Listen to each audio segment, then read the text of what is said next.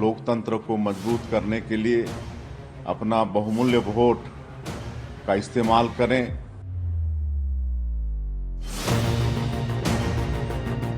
हाँ, मेरे जीवन का ये सुखद अनुभव है। कभी सिवनी का मैं सांसद होता था।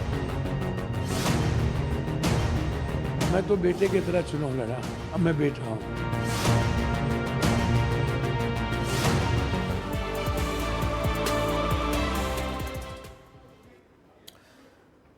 लोकतंत्र का सबसे बड़ा महापर्व, बार बार मैं कह रहा हूं कि लोकतंत्र का सबसे बड़ा पर्व और सुप्रीम कोर्ट का सबसे बड़ा सुप्रीम फैसला आ गया है। और फैसला यह है कि ईवीएम से ही होगा मतदान। विपक्ष द्वारा लगातार उठाए जा रहे सवाल पर सुप्रीम कोर्ट ने कह दिया है, आंख पर पट्टी मत बांधो, किसी भी व्यवस्था पर कुछ भी मत कह दो। चुनाव को लेकर सुप्रीम कोर्ट का सबसे बड़ा फैसला, और फैसला यह है कि ईवीएम और वीवीपैट की पर्चियों का मिलान के लिए कई दाखिल थी याचिकाएं, लेकिन उन याचिकाओं को खारिज कर दिया है सुप्रीम कोर्ट ने।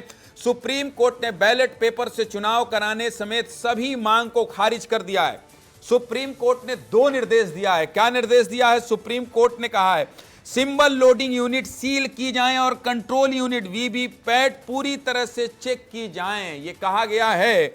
और कहा गया है चुनाव प्रक्रिया में पवित्रता होना चाहिए। लोकतंत्र के इस सबसे बड़े महापर्व में पवित्रता होना चाहिए, साफ सुथरा चुनाव होना चाहिए। इसके अलावा ईवीएम को 45 दिनों तक सुरक्षित रखा जाए, सुप्रीम कोर्ट ने यह भी कहा है। इसके अलावा सुप्रीम कोर्ट ने कहा है नतीजे के 7 दिन के भीतर दोबारा जांच संभव है। तो बहुत बड़ी बात कही है सुप्रीम कोर्ट ने, लेकिन जो तथ्यात्मक बात कही है सुप्रीम कोर्ट ने वो विस्तार न्यूज में हम लगातार आपको बता रहे हैं। और जो सवाल उठाए हैं, जो ये कहा है कि आप किसी भी व्यवस्था पर सवाल उठा देंगे, ये भी हम आपको लगातार बता रहे हैं और दिखा रहे हैं। मेरे साथ मेरे सहयोगी जुड़ रहे हैं, अलग अलग जगह से सहयोगी जुड़ रहे हैं, छत्तीसगढ़ से, मध्य प्रदेश से भी जुड़ेंगे, और मेरे साथ छत्तीसगढ़ के कैबिनेट मंत्री टंकराम वर्मा भी जुड़ेंगे। लेकिन अभी फिलहाल मैं जाना चाहता हूं अनमोल के पास, क्योंकि अब वक्त है, समय हो गया है 11 और 11 बजे का टाइम है एक बार आपको दिखा देने और बता देने का कि मतदान का उत्साह कम नहीं हुआ है।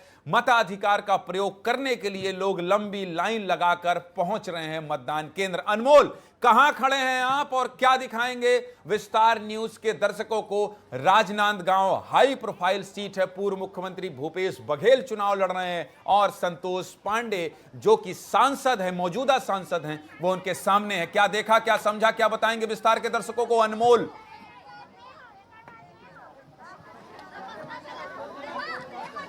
देखिए ज्ञानंद जी, 4 घंटे का लगभग वक्त हो गया है मतदान शुरू हुए, लेकिन लोगों का उत्साह कम नहीं हुआ है। देखिए मैं इस वक्त जो हूँ राजनांदगांव लोकसभा क्षेत्र के जो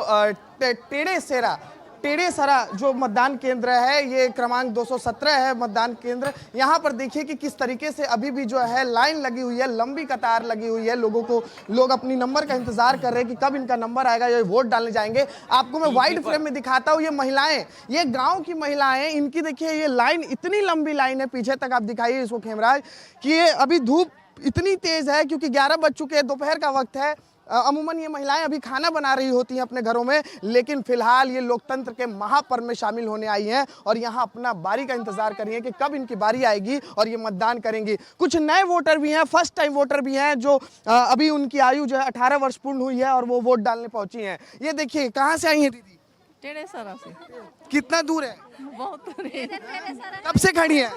8 बजे से 8 बजे से 8 बजे से खड़ी है। हाँ। नंबर, हाँ। आप तो लग रहा है फर्स्ट टाइम वोटर लग रही है। हाँ, फर्स्ट टाइम। तो फर्स्ट टाइम पहली बार वोट डालने जा रही हैं, तो क्या कुछ चल रहा है मन में? एकदम कुछ एक्साइटमेंट, उत्सुकता है दिमाग में? नहीं है उत्सुकता नहीं, जैसे गर्मी लग रहा है, लेकिन खड़ी वोट तो देंगी ना आप? दीदी कहाँ से आई हैं? टेढ़ेसरा से। वोट डालने आई हैं, तो इस बार वोट किस चीज पे डाल रही है? क्या सोच के आई हैं कि किसको देंगे? नहीं, हमारा मर्जी। देखिए ये कैमरे पर देखिए ये मुस्कुरा रही हैं क्योंकि इन्हें मालूम है कि कौन इनके लिए सही है, कौन इनके लिए गलत है, किसे वोट करना है। देखिए ये पीछे तक कतारें लगी हुई है महिलाओं की। देखिए बच्चे गोद में जो है, महिलाएं जो है अपने बच्चे को लेकर आई हैं। क्या नाम है? राजेश्वरी साहू। तो बच्चे को लेकर आई हैं, वोट डाल ली, मतदान कर लिया? समय नहीं हो गया है। हो गया आपका, तो अब इंतजार कर रही हैं और और इसकी मम्मी गई है ना उसका। इस बार क्या सोचकर मतदान किया? हाँ? क्या सोचकर? विकास, महंगाई कम होगी, क्या बोल रही हैं? महंगाई कम, बहुत बढ़ गई महंगाई। बहुत महंगाई बढ़ गई। हाँ, और क्या कुछ सोचकर? महंगाई कम होगी करके। कम हो गई। इतना बच्चे लोग को पकड़ के आए हैं भैया, कितना धूप है, भीड़ में खड़े यहाँ पे देखो लाइन को। लेकिन फिर भी मतदान करेंगी जरूर। हाँ, मतदान करेंगे। करेंगे क्या, तो लाइन लगाए हुए हैं भैया, मतदान करेंगे करके, तो इतने गर्मी में खड़े हैं सब लोग। हाँ, शादी जाने वाला सुप्रीम कोर्ट का जो फैसला, सब भैया मतदान ले बढ़। अरे घर में शादी है, घर शादी छोड़ के यहाँ। ठीक है अनमोल, आऊंगा आपके पास। अनमोल, आऊंगा आपके पास, आप दिखाते और बताते रहिएगा कि आज जो मतदान करने लोग पहुंच रहे हैं, किस मुद्दे को लेकर मतदान करने पहुंच रहे हैं, सबसे बड़ा मुद्दा उनका क्या है। और इसी कवर्धा और राजनांदगांव में हाई प्रोफाइल सीट में इसलिए कह रहा हूं क्योंकि पूर्व मुख्यमंत्री भूपेश बघेल पूरी ताकत से यहां चुनाव लड़ रहे हैं। मेरे साथ स्टूडियो में राधिका खेड़ा हैं, राष्ट्रीय प्रवक्ता हैं कांग्रेस की, और मेरे साथ छत्तीसगढ़ सरकार के कैबिनेट मंत्री टंकराम वर्मा साहब भी हैं। आप दोनों का बहुत बहुत स्वागत करता हूं, और चूंकि मैं पहली बार मुखातिब हूं आप सबसे, इसलिए दोनों को सादर प्रणाम भी करता हूं। इसके साथ ही मेरे सहयोगी दिलीप जुड़ेंगे दुर्ग से, रोहित जुड़ेंगे महासमुंद से, उनके पास भी मैं आता रहूंगा, तस्वीरों को दिखाता रहूंगा और बताता रहूंगा। सबसे पहला सवाल मंत्री जी आपसे, और इसलिए भी आपसे क्योंकि विपक्ष लगातार ये आरोप लगाता रहा कि ईवीएम में धांधली है, ईवीएम में भ्रष्टाचार किया जा रहा है, ईवीएम के साथ छेड़छाड़ किया जा रहा है। लेकिन आज सुप्रीम कोर्ट का सुप्रीम फैसला आ गया है, और क्या कहा है सुप्रीम कोर्ट ने कि ईवीएम के साथ वीवीपैट का इस्तेमाल करके डाले गए वोटों के पूर्ण क्रॉस सत्यापन की मांग करने वाले याचिकाओं को आज सुप्रीम कोर्ट द्वारा खारिज कर दिया गया है। एसोसिएशन फॉर डेमोक्रेटिक रिफॉर्म्स संस्था और कुछ दूसरी संस्थाओं ने सुप्रीम कोर्ट में याचिकाएं दाखिल कर वीवीपैट पर्चियों का ईवीएम से 100% मिलान की मांग की थी। ईवीएम के साथ वीवीपैट का इस्तेमाल करके डाले गए वोटों के पूर्ण क्रॉस सत्यापन की मांग खारिज हो गई है। चुनाव आयोग ने भी कह दिया है कि ईवीएम और वीवीपैट में किसी तरह की कोई छेड़छाड़ संभव नहीं है। टंकराम वर्मा साहब, मंत्री छत्तीसगढ़ सरकार, पहली प्रतिक्रिया आपकी। जी देखिए, गड़बड़ी ईवीएम में कहीं पे नहीं है। गड़बड़ियाँ जो है कांग्रेस की अंदरूनी अंतर्कलह में है। उसी ईवीएम मशीन से ही तो कांग्रेस की यहाँ छत्तीसगढ़ में 2018 में सरकार बनी थी। उस समय तो कुछ नहीं बोले। आज हाईटेक हो गया है, सारी दुनिया में नए टेक्नोलॉजी विकसित हुए हैं और ईवीएम से ही चुनाव हो रहे हैं, और इसमें कहीं पे कोई धांधली वाली बात नहीं है। कोई गड़बड़ी नहीं हुई है। राधिका जी, सवाल आपसे ले लेता हूं कि इनको तो भारतीय जनता पार्टी को ये मौका मिल गया और ये कहने लगे कि कोई गड़बड़ी नहीं थी। गड़बड़िया मतलब आप में गड़बड़ी है, किसी व्यवस्था में नहीं। राधिका जी, देखिए, लगातार पूरा विपक्ष इलेक्शन कमीशन को चिट्ठी लिखता आया है और समय मांगता आ रहा है कि वीवीपैट के ऊपर डिस्कशन करनी है। द फैक्ट कि इलेक्शन कमीशन इस बात से भागता रहा, इलेक्शन कमीशन के हेड के पास इतना समय है कि वो रात को शायरी लिखे, अगले दिन प्रेस कॉन्फ्रेंस में शायरी सुनाए, लेकिन वीवीपैट के ऊपर डिस्कशन ऑपोजिशन से करने का समय नहीं था। तो इससे ये पता चलता है कि कुछ ना कुछ तो देखिए गड़बड़ है, वरना अगर कोई प्रॉब्लम नहीं होती तो वो डिस्कशन नहीं करते। अब क्या कोर्ट का फैसला आया है, उनकी क्या एग्जैक्ट टिप्पणी है, जब तक मैं हर चीज़ पढ़ूंगी नहीं और दोनों पक्षों ने क्या बातें रखी तब तक मैं उस पर टिप्पणी नहीं करना चाहूँगी, क्योंकि सुप्रीम कोर्ट, देखिए आखिरकार जो भी सुप्रीम कोर्ट का फैसला होता है वो सबके लिए बहुत ही इंपॉर्टेंट रहता है और हमें राधिका जी, मैं आपको बता देता हूं, कोई बात नहीं, चाय दे दीजिए। हमारी वो गेस्ट हैं, हम दूसरे तरह के टीवी ग्रामर में चलने वाले लोग हैं। हमारा कोई गेस्ट होगा और उसको अगर चाय पीने की जरूरत पड़ेगी और वो लगातार बोलता है तो आप दे दीजिए। इस ग्रामर में मत पड़े रहिए कि टीवी में दिख रहा है तो जाना है कि नहीं जाना है, यही ग्रामर तोड़ना है। राधिका जी, मैं आपको बता देता हूं बहुत स्पष्ट कि सुप्रीम कोर्ट ने क्या कहा है। मैं गलती नहीं करूंगा क्योंकि हम ऑन एयर हैं, फिर उसके बाद चर्चा करेंगे तो ज्यादा अच्छा लगेगा। और टंकराम साहब, मैं आपके पास आ रहा हूं क्योंकि आपने मुझे 11-15 का वक्त दिया था, इससे ज्यादा नहीं लूंगा। 11, 20, 25 में आपको जाना है दौरे पर, मैं छोड़ दूंगा। सुप्रीम कोर्ट ने कहा है कि अगर आप मौजूदा व्यवस्था पर आंख बंद करके सवाल खड़े करने लगेंगे तो उससे तो संदेह पैदा होगा राधिका जी कि जो व्यवस्था है उसमें आप आंख पर पट्टी नहीं बांध सकते जब तक आपके पास कोई ठोस आधार ना हो। बिना किसी आधार के बस ये कह देना कि धांधली हुई, आप किसी व्यवस्था पर सवाल खड़ा नहीं कर सकते। राधिका जी, ये सुप्रीम कोर्ट की टिप्पणी है, ये मेरी नहीं। आपने ये टिप्पणी पढ़ी, इसमें अब आप देखिए उन्होंने ये नहीं कहा कि कुछ नहीं हो सकता। उन्होंने कहा जो आधार, कोर्ट जो भी फैसला देता है, जो सामने जो भी पक्ष अपने सबूत रखता है, हो सकता है जिन्होंने अपना पक्ष रखा क्या सबूत रखे क्या नहीं, इसलिए मैंने कहा कि दोनों तरफ की दलीलें देखने की जरूरत है। और कोर्ट ने ये नहीं इनकार किया है कि धांधली नहीं हो सकती। उन्होंने कहा आपने कोई ऐसे ठोस सबूत नहीं दिए हैं, तो जिन्होंने पिटीशन डाला था उन्होंने किस तरीके की चीजें दी वो भी देखना बहुत जरूरी है। इसीलिए मैं कह रही हूं कि कोर्ट इस बात को खारिज नहीं कर रहा है कि बिल्कुल कुछ गलत नहीं है। उन्होंने बस ये कहा कि उन्होंने ये कहा साफ शब्दों में कि जब तक आप कोई सॉलिड प्रूफ नहीं लाएंगे, और हम तो लगातार कह रहे हैं, जैसे मैंने कहा, अगर कोई धांधली नहीं है, कोई गड़बड़ नहीं है, तो इलेक्शन कमीशन को सारी ऑपोजिशन पार्टी से मिलने में क्या दिक्कत है। मोदी जी आके छत्तीसगढ़ में ही अपनी स्पीच में ये बात बोल के गए थे कि इलेक्शन कमीशन के अंदर हम ऐसे बदलाव लेकर आए हैं कि ऑपोजिशन भी हिस्सा हो रहे हैं। जब आप ऐसे बदलाव जैसे आप कह रहे हैं कि लेकर आए हैं, तो इलेक्शन कमीशन को ऑपोजिशन के साथ बैठ के चर्चा, चाय पे चर्चा, कॉफी पे चर्चा, पानी पे चर्चा, ठीक है, आ रहा हूं आपके पास आ रहा हूं। नितिन शर्मा भोपाल से वरिष्ठ पत्रकार जुड़ गए हैं, उनसे भी एक बार पूछ लेता हूं कि जिस तरह से टंकराम वर्मा साहब कैबिनेट मंत्री छत्तीसगढ़ सरकार ये कह रहे हैं कि कहीं गड़बड़ी नहीं है, और राधिका खेड़ा सुप्रीम कोर्ट के फैसले पर कह रही हैं कि सुप्रीम कोर्ट ने अभी ये नहीं कहा है कि धांधली नहीं हो सकती है, और क्या दलील है उसको ये पढ़ेंगी, उसके बाद बात करेंगी। वरिष्ठ पत्रकार हैं आप, लोकतंत्र पर बहुत बड़ा सवाल है ये कि क्या जो मतदान हो रहा है उसमें धांधली हो रही है, लेकिन सुप्रीम कोर्ट का सुप्रीम फैसला आ गया है, ईवीएम से ही चुनाव होगा, सभी याचिकाएं खारिज हो गई हैं। शर्मा साहब, आपकी टिप्पणी, फिर उसके बाद मैं टंकराम वर्मा साहब के पास जाऊंगा। देखिए, मूल विषय था इस बार के चुनाव में क्या होगा, क्योंकि जो सारी याचिकाएं लगी थी उसमें सबसे बड़ी बात ये थी कि जो चुनाव 2024 में लोकसभा का हो रहा है उसमें क्या होना है। तो ये बड़ा साफ हो गया है कि 2024 का जो चुनाव होना है ये तो तय ही था कि चुनाव ईवीएम से होना है, लेकिन मूल बात ये चल रही थी कि क्या वीवीपैट की जो पर्चियां हैं वो पूरी पर्चियां गिनी जाएंगी, क्योंकि कोई कहता है 30% पर्ची गिनी जाना चाहिए, कहीं बात होती है कि सारी पर्चियां डब्बे में डालें वो गिनी जाएं। तो सुप्रीम कोर्ट ने एक साफ व्यवस्था दे दी कि जिस तरीके से पिछले चुनाव लगातार चले आ रहे थे, चुनाव वैसा ही होगा।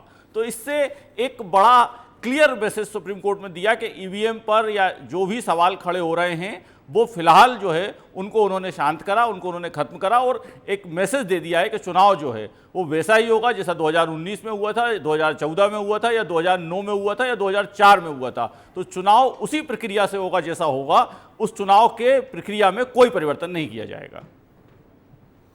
ठीक है, आऊंगा आपके पास। टंकराम वर्मा साहब, आपने राधिका जी को सुना, और राधिका जी ये कह रही हैं कि सुप्रीम कोर्ट ने ये नहीं कहा है, ये बिल्कुल नहीं कहा है कि धांधली की गुंजाइश नहीं है, याचिकाएं खारिज हो गई। इस दलील को आप किस तरह से देखते हैं? और तब जब आज दूसरे चरण का 88 सीटों पर मतदान हो रहा है, सुप्रीम कोर्ट के इस फैसले को और राधिका जी के इस जवाब को, टंकराम वर्मा साहब। जी देखिए, सुप्रीम कोर्ट हमारी सर्वोच्च संस्था है और हमारे संविधान की रक्षक भी है। तो किसी भी विषय में निर्णय देते हैं तो काफ़ी सोच समझकर, काफ़ी परख करके और अध्ययन करने के बाद ही किसी विषय पे निर्णय देते हैं। ऐसा कुछ एकाएक निर्णय दे दिया ऐसा नहीं है, काफ़ी साक्ष्य सबूत और गहन अध्ययन के बाद निर्णय देते हैं, और जो निर्णय दिए हैं वो सर्वमान्य हैं, स्वागत करते हैं। चलिए अब छत्तीसगढ़ की बात कर लेते हैं। टंकराम वर्मा साहब, छत्तीसगढ़ में प्रधानमंत्री मोदी का आना है, एक दिन रुकना, फिर उसके बाद शक्ति जाना, शक्ति में जनसभा को संबोधित करना, धमतरी जाना, महासमुंद लोकसभा सीट को साधना, और फिर उसके बाद अंबिकापुर जाना और ये कहना कि जब मैं पहली बार यहाँ आया था तो यहीं लाल किला बनाकर मुझे वहाँ भेजने की तैयारी की गई थी। भारतीय जनता पार्टी जिसकी 11 लोकसभा सीट में 9 सीट में जीत दर्ज है और 9 सीट उसके पास है, उसके बाद प्रधानमंत्री मोदी का यहाँ आना, इस तरह से मैराथन सभा करना, इसका कितना फायदा मिलेगा? और क्यों चुनाव के ठीक पहले राजनांदगांव में भूपेश बघेल के खिलाफ हमलावर है पूरी बीजेपी? देखिए, हमारे यशस्वी प्रधानमंत्री जी का छत्तीसगढ़ आगमन जो है हमारे कार्यकर्ताओं में उत्साह और जोश पैदा करता है। उनके आने से पूरा भाजपामय वातावरण बन जाता है। शक्ति का कार्यक्रम हो, धमतरी का कार्यक्रम हो, सरगुजा का कार्यक्रम हो, उनके आने से हमारे कार्यकर्ताओं में एक नया जोश आया है और पूरे कार्यकर्ता जी जान के साथ इस बार हमारे माननीय मुख्यमंत्री जी विष्णुदेव साय जी के नेतृत्व में पूरे छत्तीसगढ़ की 11 से 11 सीटें जीतेंगे। ठीक है, मैं आपके पास आऊंगा, अभी राधिका जी के पास आता हूं, लेकिन जब आपके पास आऊंगा तो लोकतंत्र में मतदान क्यों जरूरी है, एक संगीत आपसे जरूर सुनना चाहेंगे, क्योंकि आप बहुत अच्छा गाना गाते हैं। होली में और फाग में आपका गाना पूरे वायरल था, और जब विस्तार न्यूज की लॉन्चिंग थी तब भी मंच से आपने कुछ सुनाया था। भूपेश बघेल मतदान करने पहुंचे हैं। अनमोल, अनमोल दिखाइए और बताइए, बात कीजिए। बिल्कुल, देखिए बड़ा अपडेट है। राजनांदगांव में हूँ इस वक्त में, और टेढ़ेसरा, ये टेढ़ेसरा मतदान केंद्र है 217 क्रमांक, और भूपेश बघेल देखिए यहाँ पर पहुंचे हैं, पूर्व मुख्यमंत्री छत्तीसगढ़ शासन के, और खुद अभी प्रत्याशी हैं कांग्रेस के राजनांदगांव से। और वो देखिए, मैं आपको एक्सक्लूसिव तस्वीरें दिखा रहा हूँ विस्तार न्यूज में। देखिए भूपेश बघेल जो है अंदर में पहुंचे हैं, जहां पर मतदान इस वक्त हो रहा है। वोटरों से बातचीत कर रहे हैं, निरीक्षण कर रहे हैं कि किस तरीके से यहाँ पर मतदान जारी है। महिलाएं आपको अंदर नजर आ रही होंगी, पुरुष नजर आ रहे हैं, वो लगातार बातचीत कर रहे हैं। और चेहरे पर देखिए एक मुस्कान है, भूपेश बघेल के चेहरे पर मुस्कान है। आखिर इस मुस्कान की वजह क्या है, वो बाहर निकल रहे हैं, हम बातचीत कर लेंगे उनसे सीधे और जान लेंगे। हमारे साथ भूपेश भाई, हाँ, हम थोड़े से दूर पे बातचीत करेंगे।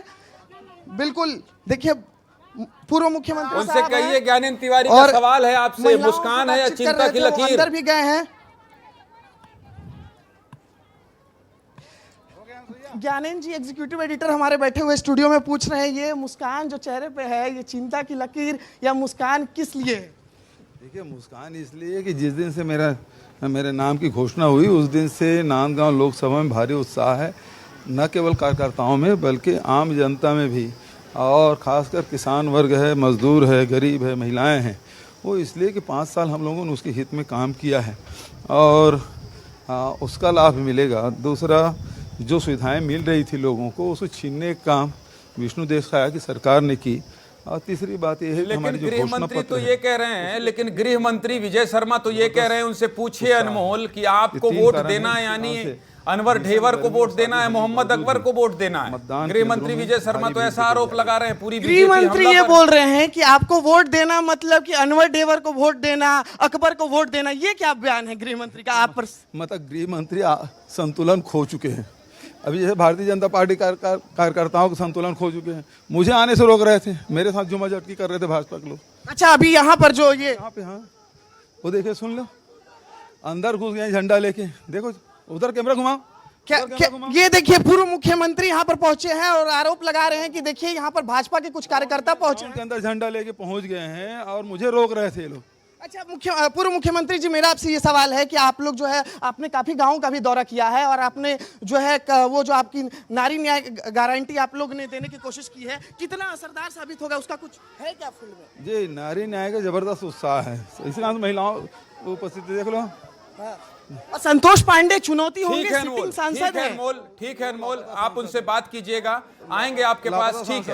ठीक है, आएंगे आपके पास। लेकिन मेरा यही सवाल आपसे है, मैं आ रहा हूं टंकराम वर्मा साहब, और लोकतंत्र के इस महापर्व पर एक गीत आप तैयार रखिएगा। लेकिन राधिका जी, मेरा सवाल आपसे ये है कि गृह मंत्री विजय शर्मा ने बड़ा आरोप लगाया और ये कहा, जो सवाल अभी मेरे सहयोगी ने पूछा भी पूर्व मुख्यमंत्री भूपेश बघेल से, कि अगर वोट देंगे आप भूपेश बघेल को और कांग्रेस को तो ये अनवर ढेवर को वोट मिलेगा, ये मोहम्मद अकबर को वोट मिलेगा, ये जेल में बंद भ्रष्टाचार के आरोप में सौम्या चौरसिया का साथ देने वाले नेता है। इस आरोप का जवाब क्या है राधिका जी? ज्ञानेंद्र जी, कल आपके चैनल ने मुझसे ये सवाल पूछा था और मैंने आपके चैनल के माध्यम से एक फोटोग्राफ दिखाई थी, जिसमें ये जो बार बार कहा जा रहा है कि मुसलमानों को वोट जाएगा, ये जो बार बार दिखाने की कोशिश करते हैं प्रधानमंत्री से लेकर यहाँ के स्थानीय नेता, छत्तीसगढ़ में इस तरीके की आज तक मैंने कभी नहीं देखा कि हिंदू मुसलमान हो रहा है। यहाँ की तासीर ही ऐसी नहीं है। यहाँ पे सब हमेशा साथ मिलके रहते हैं। और जो यहाँ के गृह मंत्री हैं, मैंने उनके लिए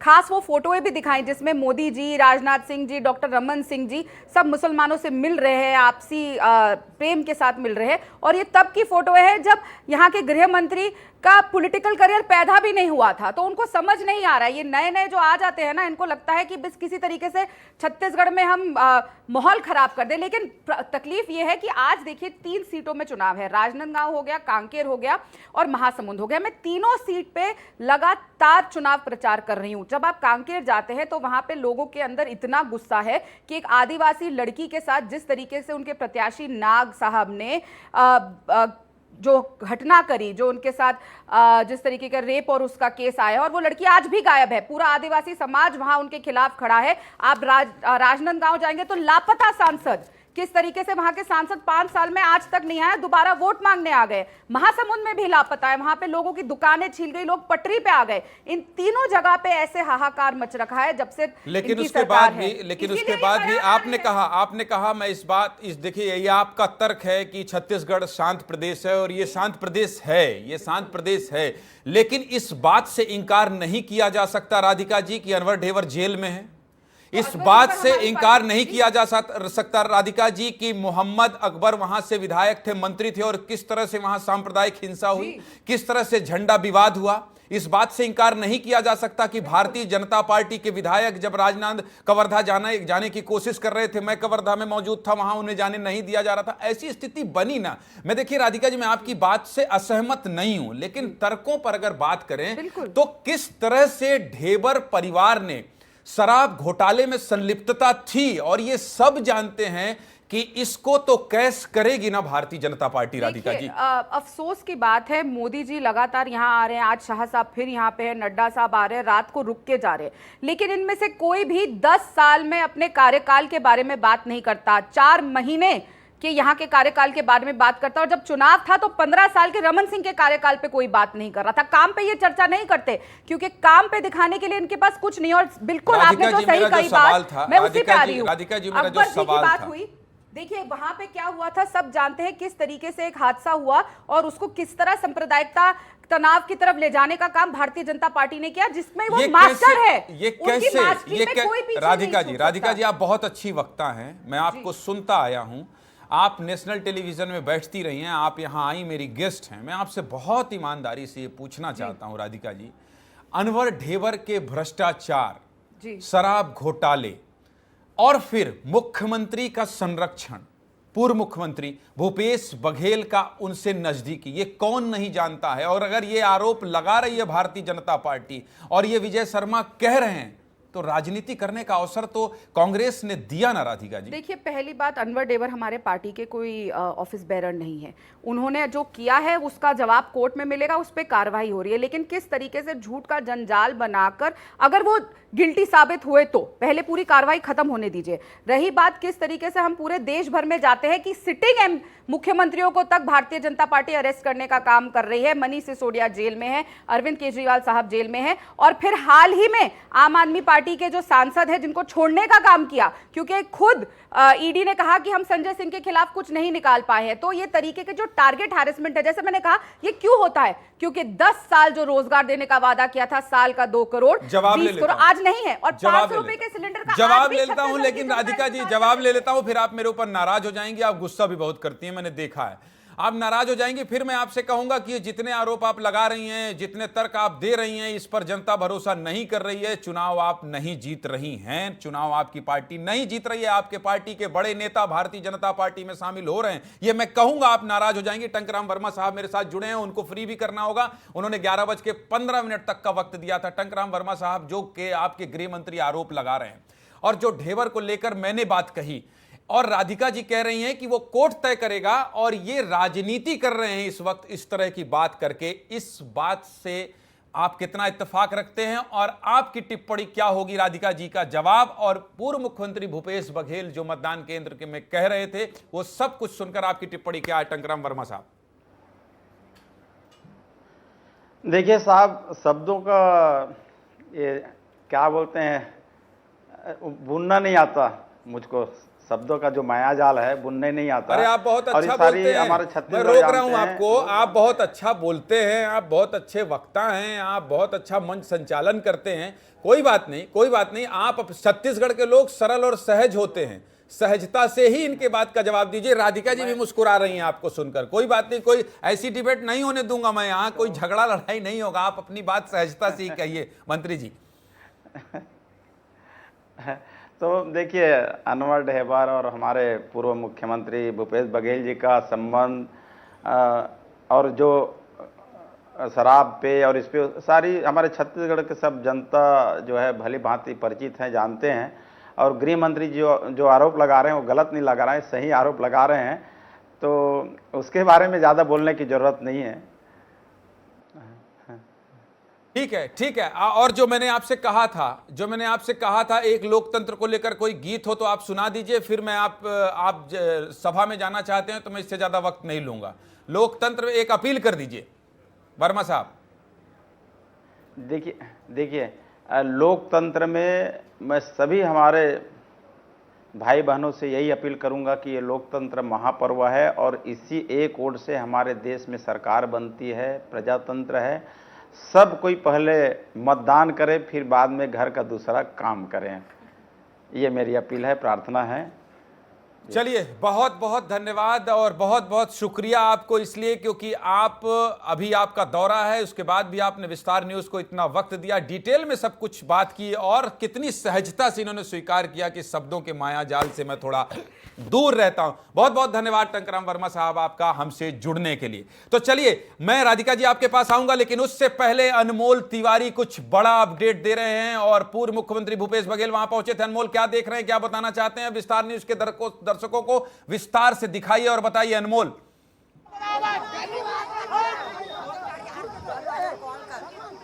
देखिए ज्ञानेंद्र जी, मैं जहां अभी खड़ा हूं यहां पर थोड़ा सा हालात गंभीर हो गए हैं, क्योंकि अभी पूर्व मुख्यमंत्री भूपेश बघेल पहुंचे थे और उनके यहां पर पहुंचने के बाद भाजपा कार्यकर्ता और जो कांग्रेस के कार्यकर्ता हैं आपस में भिड़ गए हैं। देखिए, मैं मतदान केंद्र के बाहर आ गया हूं और ये गेट जो है पुलिस की तरफ से बंद कर दिया गया है। यहाँ काफी संख्या में महिलाएं और जो समर्थक हैं भाजपा और कांग्रेस के यहाँ जुट गए हैं। देखिए, आपको मैं दिखा रहा हूँ कि एक एक करके जो है मतदान कर्मियों को लाया जा रहा है।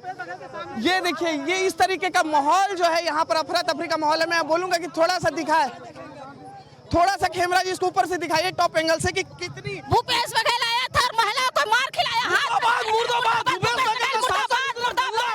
ये पूछो मत भाई। देखिए, हर समय हमारे गांव में मैं देख रहा हूँ, देखिए लोग हमसे माइक भी छीन ले रहे हैं, बहुत आक्रोशित नजर आ रहे हैं। भूपेश बघेल पूछे थे, एक महिला को वो थप्पड़ मारा है, कोई महिला को। देखिए, तरह तरह के जो है आरोप है। यहाँ जो स्थिति जो है गंभीर हो गई है मतदान केंद्र पर, भारी सुरक्षा बल की। देखिए, आप देख पा रहे होंगे कि एक मिनट मुझे अपना काम करने दीजिए। रुक जाइए, मैं बोल रहा हूँ। भीड़ से बड़ा कुछ नहीं होता है अनमोल। बहुत संयमित होकर, बहुत धैर्य पूर्वक लोगों की खबरों को दिखाइए। भिड़ने की जरूरत नहीं है अनमोल।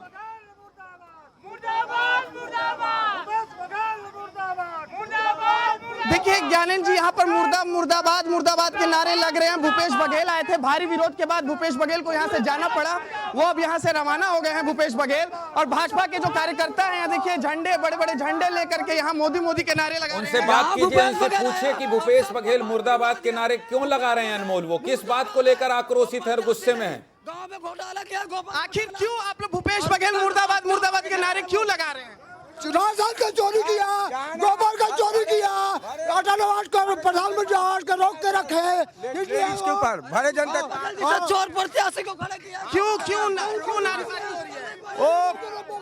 हो रही है? पूर्व मुख्यमंत्री के समक्ष वो तो निरीक्षण करने आए थे, मतदान देखने की। तो कांग्रेस नेता के द्वारा एक महिला को मारा गया। देखिए ज्ञानेंद्र जी, शोर यहाँ पर बहुत हो रही है, मुझे आवाज नहीं आ पा रही है, लेकिन मैं एक चीज आपको बता दूं कि इन लोगों का आरोप है कि भूपेश बघेल जब आए थे। रोक रहा हूं, केंद्रीय गृह मंत्री अमित शाह कुछ कह रहे हैं। रोक रहा हूं अनमोल, रोक रहा हूं। केंद्रीय गृह मंत्री अमित शाह कुछ कह रहे हैं, पहले उन्हें सुन लीजिए, उसके बाद रिपोर्टरों के पास सुनाइए। देश भर में मोदी जी को तीसरी बार प्रधानमंत्री बनाने के लिए बहुत बड़ा उत्साह है और हर जगह पे वो प्रदर्शित हो रहा है। कांग्रेस के घोषणा पत्र आने के बाद भारतीय जनता पार्टी के प्रति लोगों का रुझान और बढ़ा है, क्योंकि कांग्रेस ने अपने घोषणा पत्र में अपीसमेंट की उनकी पुरानी आदत को फिर से एक बार रिपीट किया है। कांग्रेस के घोषणा पत्र में पर्सनल लॉ को हम आगे बढ़ाएंगे, ये बात की है। मैं राहुल गांधी जी को पूछना चाहता हूं, पर्सनल लॉ को आप आगे बढ़ाएंगे तो क्या ये देश अब शरिया के आधार पर चलेगा? किस प्रकार का पंथ निरपेक्ष संविधान आप इस देश में चाहते हैं? हमारा संविधान पंथ निरपेक्ष है। देश के कानून धर्म के आधार पर नहीं बन सकते। भारतीय जनता पार्टी ने अपने घोषणा पत्र में स्पष्टता के साथ कहा है, हम यूनिफॉर्म सिविल कोड को लाएंगे। सभी पंथ मजहब के लोगों के लिए एक ही कानून होगा। हमने ट्रिपल तलाक समाप्त किया है, यूसीसी की शुरुआत की है, उसको हम आगे बढ़ाएंगे। राहुल गांधी जी पर्सनल लॉ की बात करते हैं, वो देश को खंड खंड तोड़ने की बात है।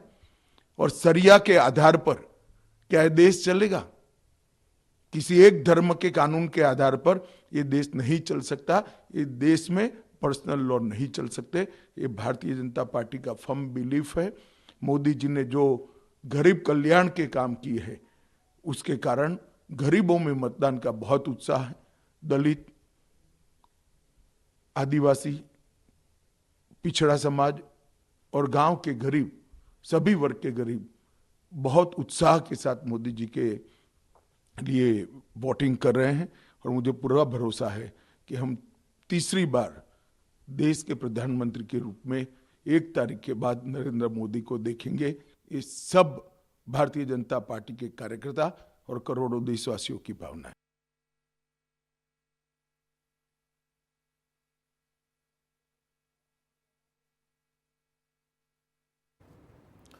तो आप सुन रहे थे देश के गृह मंत्री अमित शाह को, जो ये कह रहे हैं कि गरीबों के लिए बहुत काम किया है भारतीय जनता पार्टी ने, प्रधानमंत्री नरेंद्र मोदी ने, इसलिए गरीबों का विश्वास है और बढ़ चढ़ कर गरीब जो है वो मतदान करने निकलेंगे। चलिए तो एक बार फिर से हम अपने सहयोगियों का रुख कर लेते हैं। दिलीप शर्मा बहुत देर से मेरा इंतजार कर रहे हैं। सबसे पहले तो आपसे माफी, क्योंकि अनमोल जहां थे वहां ऐसा बवाल हो गया था कि मुझे अनमोल के पास जाना पड़ा। इसके अलावा राधिका खेड़ा राष्ट्रीय प्रवक्ता मेरे साथ स्टूडियो में है और टंकराम वर्मा छत्तीसगढ़ सरकार के मंत्री थे, इसलिए आपके पास आने में देरी हो गई। मैं माफी भी ऑनलाइन ही मांगता हूं, लाइव ही मांगता हूं। दिलीप, अभी क्या देख पा रहे हैं? और कवर्धा के लोगों, कवर्धा का ही जिक्र कर रहा था जब राधिका जी गुस्सा हो रही थी, कवर्धा के लोगों में क्या माहौल है, क्या उत्साह है और उनका वोट देने का सबसे बड़ा मुद्दा क्या है? सुबह 6 बजे से आप फील्ड पर हैं, आपने क्या समझा, क्या देखा और वहां के नेताओं से बातचीत करके किस फैसले पर पहुंचे हैं? दिलीप।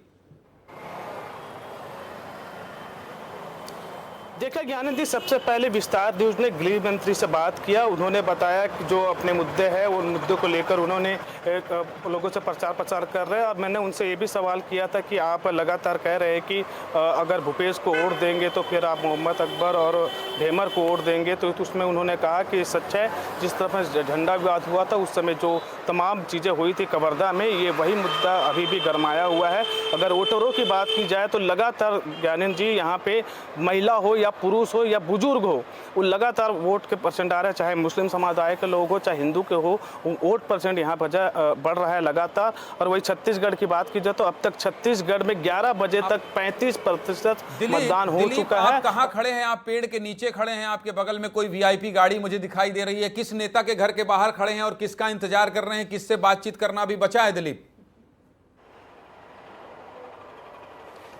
देखिए, मैं इस वक्त डॉक्टर रमन सिंह के घर के बाहर ही खड़ा हूं। पूर्व मुख्यमंत्री है और वर्तमान में छत्तीसगढ़ विधानसभा अध्यक्ष है। ये रमन सिंह का कवर्धा निवास है और यहीं पे कवर्धा में अभी रमन सिंह जी अंदर पे है। अब थोड़ी देर में वो मीडिया से रूबरू होंगे। इसके बाद में रमन सिंह ने भी क्या कहा और इस चुनाव महापर्व में किस तरह की अपनी प्रतिक्रिया दी, इसके बाद वो मैं आपको सुनाऊंगा। सबसे पहले विस्तार न्यूज सुनाएगा और उसके बाद यहाँ से रमन सिंह वोट करने जाएंगे। तो हम अभी रमन सिंह, जैसे ही रमन सिंह आएंगे मैं आपके पास आऊंगा। बिल्कुल सारा इनपुट यहां अपडेट है, आप दिखाइएगा तस्वीर और बात कीजिएगा पूर्व मुख्यमंत्री डॉक्टर रमन सिंह से और विधानसभा अध्यक्ष मौजूदा डॉक्टर रमन सिंह से कि आखिर वो आज 88 लोकसभा सीट में दूसरे चरण में जब मतदान हो रहा है तो वो क्या कह रहे हैं। लेकिन बहुत देर से रोहित मिश्रा महासमुंद में मेरा इंतजार कर रहे हैं और इसी महासमुंद लोकसभा सीट को जीतने के लिए प्रधानमंत्री नरेंद्र मोदी ने धमतरी में ताकत झोंकी थी। और श्याम सिंह तोमर मध्य प्रदेश से जुड़ेंगे, मध्य प्रदेश छत्तीसगढ़ हम आते जाते रहेंगे, लेकिन अभी रोहित मिश्रा के पास जाना होगा क्योंकि बहुत देर से वो इंतजार कर रहे हैं। और रोहित, जब प्रधानमंत्री नरेंद्र मोदी धमतरी आए थे तब आप वहां पहुंचे थे, आपने पूरा माहौल, पूरा मजमा, लोगों का उत्साह दिखाया था। आज सुबह 6 बजे से जब आप उस सीट में घूम रहे हैं और वहां ताम्रध्वज साहू कैंडिडेट हैं और ईश्वर साहू ने बड़े बड़े आरोप लगाए हैं और साहू वर्सेस साहू की लड़ाई सामने आ गई है, क्या देख रहे हैं, क्या महसूस कर रहे हैं? विस्तार न्यूज के दर्शकों को विस्तार से बता दीजिए। रोहित। ज्ञानेन, मैं जब से यहाँ मौजूद हूँ तब से मैं यहाँ पर सुखद तस्वीर देख रहा हूँ। सबसे पहले मैंने ये देखा कि जब सुबह के 7 बजे थे और 7 बजे जो है केवल देखिए मत, दर्शकों को दिखाइए भी। आप कमेंट्री करते रहिए लेकिन तस्वीरों के साथ दिखाइए। जब आपने खूबसूरत तस्वीर देखी तो फिर हमें क्यों आप उससे दूर रखना चाहते हैं? दिखाते हुए बताइए क्या देख रहे हैं। बिल्कुल ज्ञानेन जी, मैं ये तस्वीर दिखाता हूं और जो मैं कह रहा था कि सुबह जो है वो सुखद तस्वीर वृद्ध व्यक्तियों की थी, वृद्ध जने जो है वो पहुंचे थे। अब बारी महिलाओं की है क्योंकि 10 बजे के बाद का समय हो गया। तमाम महिलाएं घर का कामकाज निपटाने के बाद में यहां पहुंच रही हैं और पहुंचने के साथ में अपने मत का प्रयोग करने के लिए बारी का इंतजार कर रही हैं। घाम है, ताप है, फिर भी खड़े हैं।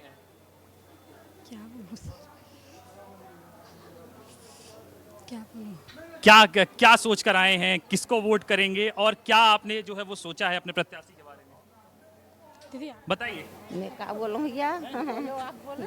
क्या सोचे हैं, क्या होना चाहिए आप लोगों के लिए? खूबसूरत तस्वीर है, महिलाएं लाइन में लगी हैं, कोई बात नहीं, कोई बात नहीं, महिलाएं लाइन में लगी हैं, ये खूबसूरत तस्वीर है। लोकतंत्र के इस महापर्व में अपने अधिकारों को समझ रही हैं। महिलाएं घर से बाहर आ रही हैं, बहुत व्यस्त होती हैं, बच्चों को देखना पड़ता है, गृहस्थी को देखना पड़ता है, घर परिवार को देखना पड़ता है, और कहीं पति दिन भर व्यस्त रहने वाला हो मेरे जैसा तो फिर पति की भी जिम्मेदारी उठानी पड़ती है। खैर अब चलूंगा मैं सीधे मध्य प्रदेश। छत्तीसगढ़ की बात हो गई, छत्तीसगढ़ का बवाल आपने देख लिया, छत्तीसगढ़ पे से उठ रहे सवाल आपने देख लिया और सुप्रीम कोर्ट ने क्या बड़ी टिप्पणी की है उस पर भी हमने विस्तार से एक एक जनप्रतिनिधियों से ये पूछ लिया, जान लिया। दिल्ली में अपने रिपोर्टर अमृत तिवारी से भी समझ लिया कि आखिर इसके क्या राजनीतिक मायने हैं सुप्रीम कोर्ट के बड़े फैसले जो ईवीएम पर आया है और सारी याचिकाओं को खारिज किया गया है। अब बारी मध्य प्रदेश की है। नितेंद्र हैं, वरिष्ठ पत्रकार हैं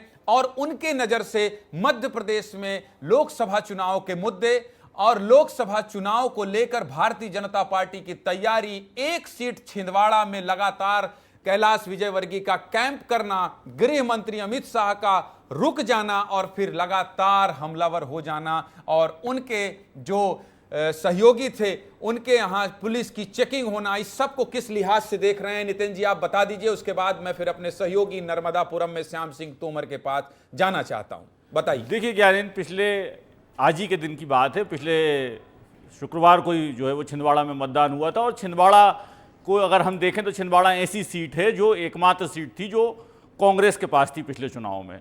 तो स्वाभाविक रूप से वहाँ पर जिस तरह की घटनाएं हुई, लेकिन अब वहाँ पर मतदान हो चुका है और मतदान के बाद अब सब लोग अपने अपने आकलन करने में लगे हुए हैं। आज की अगर हम बात करें तो आज जहाँ मतदान चल रहा है, मध्य प्रदेश की जिन 6 सीटों पर मतदान चल रहा है उनमें जो है वो विंध्य की 2 सीटें हैं और बुंदेलखंड की 3 सीट है और 1 सीट जो है वो होशंगाबाद है। तो साफ तौर पर मध्य प्रदेश में आज के बाद जो है वो 12 सीट जो हैं उन पर मतदान जो है वो पूरा हो जाएगा। और जहां तक हम बात करें तो मध्य प्रदेश में इस बार का जो चुनाव हो रहा है, भारतीय जनता पार्टी एक दावे के साथ ये चुनाव लड़ रही है कि हम पूरी 29 में से 29 सीटें जीतेंगे। तो 4 जून मध्य प्रदेश के लिए बड़ा इंटरेस्टिंग होगा क्योंकि मध्य प्रदेश में अगर देखा जाए तो 1984 में केवल एक बार, आज़ादी के बाद से जब से मध्य प्रदेश बना है, केवल एक बार 1984 में कांग्रेस ने, जब छत्तीसगढ़ और मध्य प्रदेश एक था, तो पूरी 40 सीटें जीती थीं। इंदिरा गांधी की हत्या के बाद का वो चुनाव था जब राजीव गांधी प्रधानमंत्री बने थे और पूरी 40 सीटें जीती थी। उसके बाद से मध्य प्रदेश में कभी ऐसा नहीं हुआ। थोड़ी उसको आपने जगाई है और मेरा भी उसका ज्ञान का थोड़ा ज्ञानवर्धन किया, रोक रहा हूं। देखिए मध्य प्रदेश जब अविभाजित छत्तीसगढ़ मध्य प्रदेश था राधिका जी, तब उस समय नितेंद्र जी जो बता रहे हैं, उन्होंने मेरा ज्ञानवर्धन किया। 40 लोकसभा सीट जीतने वाली कांग्रेस, आज भारतीय जनता पार्टी के पास 28 लोकसभा सीट है और 28 लोकसभा सीट के बाद 29वां कैसे जीत जाया जाए, इसके लिए गृह मंत्री रात रुक रहे हैं, रात वहां ठहर रहे हैं। और कांग्रेस की जो तैयारी, आपको लगता नहीं, ईमानदारी से बात कीजिएगा। देखिए अभी तक की बातचीत में बड़ा मजा आया है, आप अपनी बात रख रही हैं और मैं उस बात को सुन रहा हूं, आपसे लड़ झगड़ के जवाब ले रहा हूं। लगता नहीं कि कहीं थोड़ी बहुत चूक हो जा रही है संगठनात्मक रूप से, कांग्रेस की रणनीतिक रूप से जो रणनीति बनाई जा रही है वो बीजेपी के मुकाबले नहीं है। इस बात को आप मानती हैं ईमानदारी से राधिका? मैं आपकी बिल्कुल बात मानती हूँ कि हम बीजेपी का रणनीति में मुकाबला नहीं कर सकते। और क्यों? क्योंकि हम झूठ के पुलंदे बनाने के एक्सपर्ट नहीं है। छत्तीसगढ़, सुनिए, नहीं डिटेल नहीं, मैं आपसे बात हो रही हूँ, आप ये चर्चा करे थे, सुनिए तो। आपने अभी मध्य प्रदेश की बात बताई, बिल्कुल हमारे पास, हमें देश ने 54 इयर्स सेवा करने का मौका दिया है, हमारी सरकारें सबसे अधिक रही हैं और ये भी इसमें कोई दो राय नहीं है, सबसे पुरानी पार्टी हम है और अभी भी सबसे मजबूत पार्टी हम है। ठीक है, समय हर पार्टी का आता है, हर चैनल का भी आता है, कभी कभी कोई चैनल नंबर 1 पे होता है, फिर टीआरपी कम हो जाती है। आप होंगे जल्द, देखिए राधिका जी, नंबर 1 से कोई 2, 3 सोचते भी नहीं है। आपको लग रहा है कि नहीं, अभी आप स्टूडियो की तारीफ कर रही थी। बिल्कुल, मैं तो तारीफ कर रही हूँ कि बहुत अच्छा स्टूडियो, और छत्तीसगढ़ में पहला ऐसा स्टूडियो देखा। देखिए सब मुझसे नाराज भी ना हो जाए, लेकिन एक बात, पहला अच्छा है तो कहिए ना दिल खोलकर। भाई कांग्रेस में यही कमी है कि दिल खोलकर तारीफ भी नहीं करते। अरे कहिए कि छत्तीसगढ़ में इससे बेहतर स्टूडियो नहीं है। बिल्कुल कह रही हूँ, इससे बेहतर स्टूडियो नहीं है और बहुत अच्छा लगा जब मैं यहाँ आई। लेकिन एक बात, जब आप ये पूरी न्यूज में देख रही थी तो मेरे मोबाइल पे एक अलर्ट आया जो बहुत चिंताजनक है। महासमुंद में लोकसभा क्षेत्र के कई गांवों में ग्रामीणों ने बहिष्कार कर दिया चुनाव का। देखिए, लोकतंत्र का सबसे बड़ा फेस्टिवल होता है चुनाव, और जब छत्तीसगढ़ में एक सीट जहां चुनाव हो रहा है वहां पे गांव में बहिष्कार हो गया है चुनाव का, तो ये बहुत चिंताजनक विषय। और क्यों? क्योंकि वो लोग कह रहे हैं कि यहाँ पे काम नहीं हुआ, सड़कों का निर्माण नहीं हुआ, कई सारी चीजें नहीं हुई, और हमें ये भी पता है कि बाद में भी नहीं होगा अगर भारतीय जनता पार्टी गलती से जीत गई। वहां पे इलेक्शन कमीशन के अधिकारी जा रहे हैं, सब जा रहे हैं बातचीत करने को गांव वालों से। लेकिन आप ये देखिए, यहाँ पे चर्चा हो रही थी, मंत्री जी भी बैठे थे कि हमने बड़ा अच्छा काम किया। अगर काम किया होता तो आज 9 गांव ऐसे नहीं होते महासमुंद के जहां पे गांव में चुनाव का बहिष्कार हो रहा था। ये बहुत ही चिंताजनक है।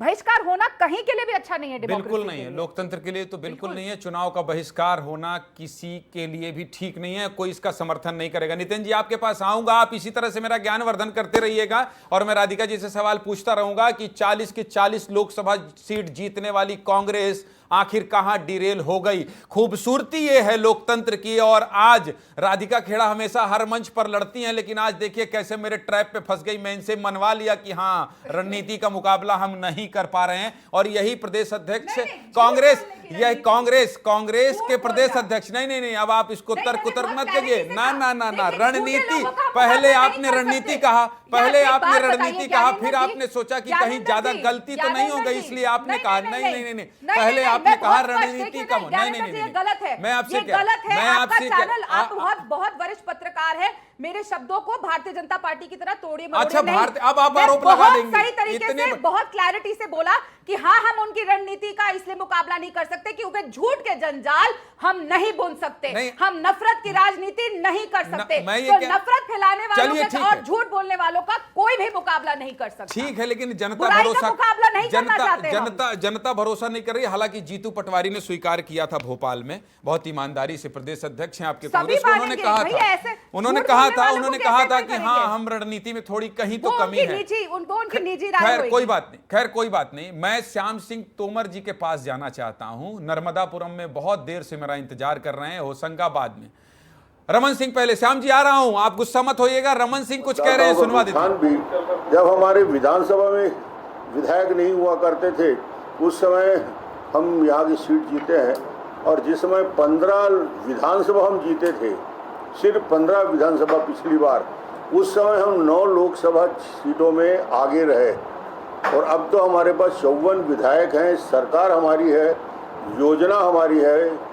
माननीय विष्णुदेव साय जी ने जिन योजनाओं की शुरुआत की है उसका ज़बरदस्त प्रभाव भी है, और मोदी की गारंटी देश की जनता उस पर भरोसा कर रही है।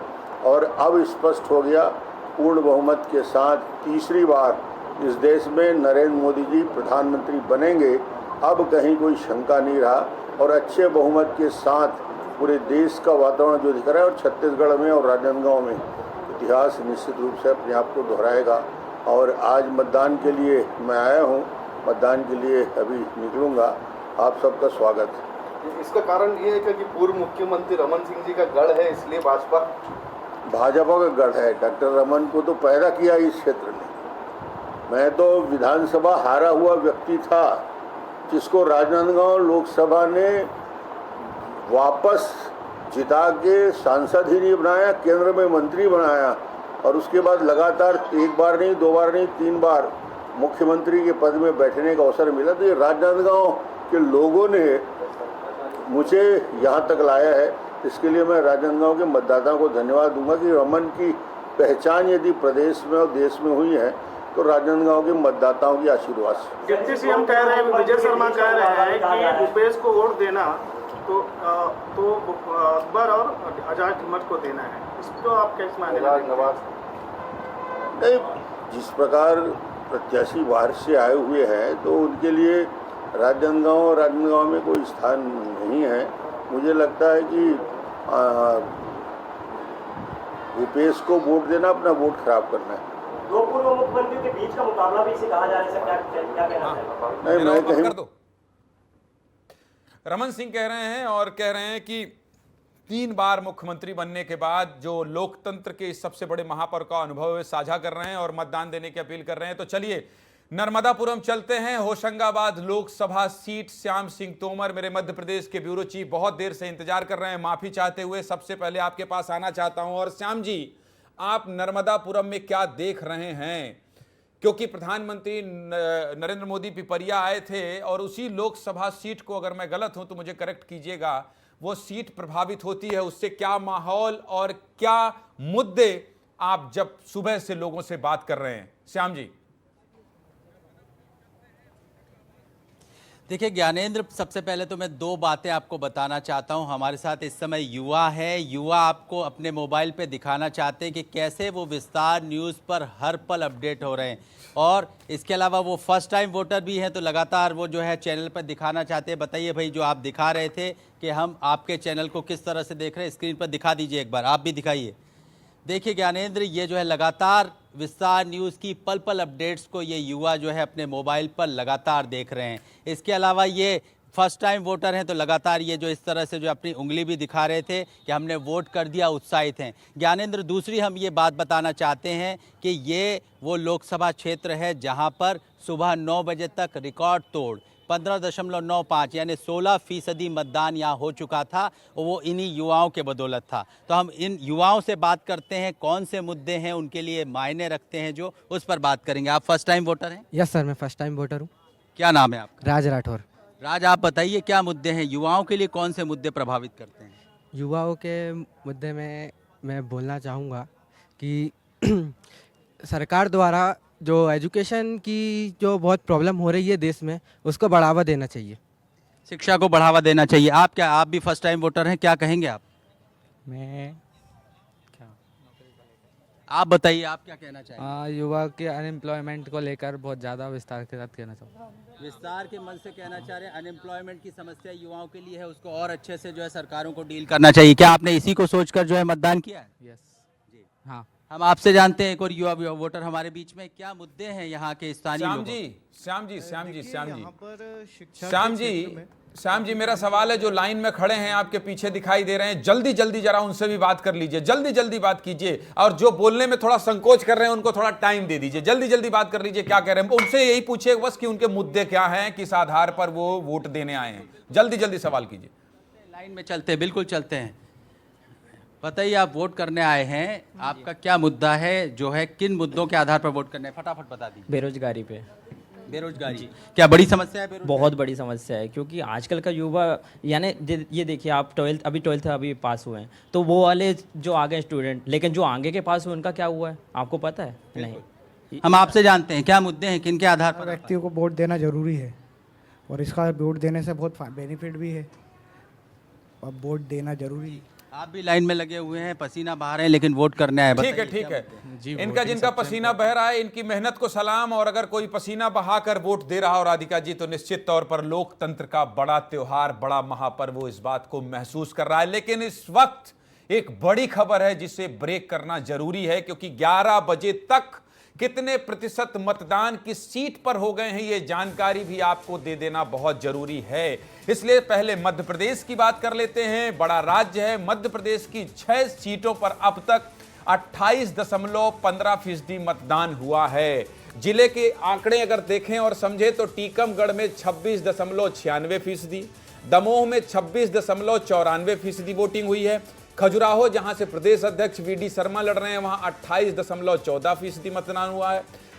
सतना का प्रतिशत थोड़ा बढ़ा है, 30.32% मतदान सतना में हुआ है। और रीवा, जिसको विंध्य कहा जाता है, विंध्यांचल कहा जाता है, रीवा में 46% मतदान हुआ। और होशंगाबाद, जहां मैं अभी अपने सहयोगी से बात कर रहा था, वहां सबसे ज्यादा 32.40 यानी 40% वोटिंग हुई है। तो छत्तीसगढ़ का आंकड़ा भी जान लीजिए।